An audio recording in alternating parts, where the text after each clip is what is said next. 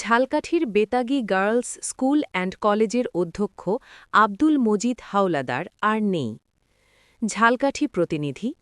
ঝালকাঠির কাঠালিয়া উপজেলার পূর্ব কচুয়া গ্রামের বাসিন্দা ও বেতাগী গার্লস স্কুল অ্যান্ড কলেজের সাবেক ভারপ্রাপ্ত প্রতিষ্ঠাতা অধ্যক্ষ মোহাম্মদ আব্দুল মজিদ হাওলাদার, বয়স ৮৫, আর নেই।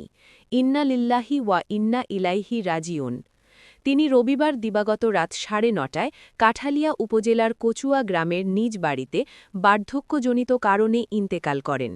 মৃত্যুকালে তিনি স্ত্রী, ২ ছেলে ও ১ মেয়েসহ অসংখ্য আত্মীয় স্বজন রেখে যান।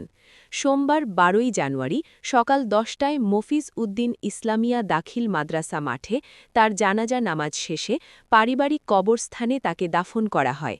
তিনি বেতাগী সরকারি উচ্চ বিদ্যালয়েও শিক্ষকতা করেছেন।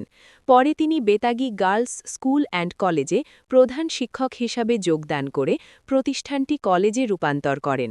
তিনি ২০০১ সালের ৬ January Betagi girls school and college থেকে অবসর গ্রহণ করেন। তার মৃত্যুতে বরগুনার বেতাগী, ঝালকাঠির কাঠালিয়া উপজেলার বিভিন্ন শিক্ষা প্রতিষ্ঠান ও কাঠালিয়া প্রেস ক্লাব ও বেতাগী প্রেস ক্লাবের সাংবাদিকরা গভীর শোক ও সমবেদনা জানিয়েছেন। এইচ এম নাসির উদ্দিন, ঝালকাঠি প্রতিনিধি।